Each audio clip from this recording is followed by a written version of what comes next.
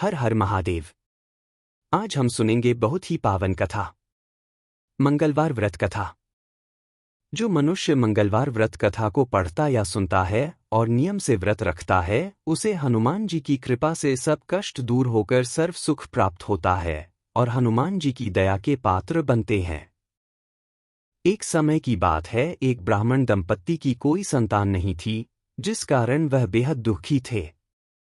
एक समय ब्राह्मण वन में हनुमान जी की पूजा के लिए गया। वहां उसने पूजा के साथ महावीर जी से एक पुत्र की कामना की। घर पर उसकी स्त्री भी पुत्र की प्राप्ति के लिए मंगलवार का व्रत करती थी। वह मंगलवार के दिन व्रत के अंत में हनुमान जी को भोग लगाकर ही भोजन करती थी। एक बार व्रत के दिन ब्राह्मणी न भोजन बना पाई और न ही हनुमान जी को भोग लगा सकी। उसने प्रण किया कि वह अगले मंगलवार को हनुमान जी को भोग लगाकर ही भोजन करेगी। वह भूखी प्यासी 6 दिन तक पड़ी रही।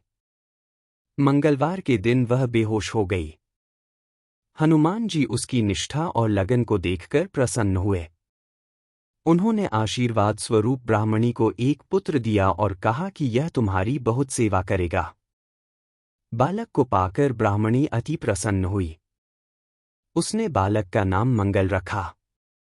कुछ समय उपरांत जब ब्राह्मण घर आया तो बालक को देख पूछा कि वह कौन है। पत्नी बोली कि मंगलवार व्रत से प्रसन्न होकर हनुमान जी ने उसे यह बालक दिया है। ब्राह्मण को अपनी पत्नी की बात पर विश्वास नहीं हुआ। एक दिन मौका देख ब्राह्मण ने बालक को कुएं में गिरा दिया। घर पर लौटने पर ब्राह्मणी ने पूछा कि मंगल कहाँ है। तभी पीछे से मंगल मुस्कुराकर आ गया। उसे वापस देखकर ब्राह्मण आश्चर्यचकित रह गया। रात को हनुमान जी ने उसे सपने में दर्शन दिए और बताया कि यह पुत्र उसे उन्होंने ही दिया है। ब्राह्मण सत्य जानकर बहुत खुश हुआ। इसके बाद ब्राह्मण दंपत्ति प्रत्येक मंगलवार को व्रत रखने लगे।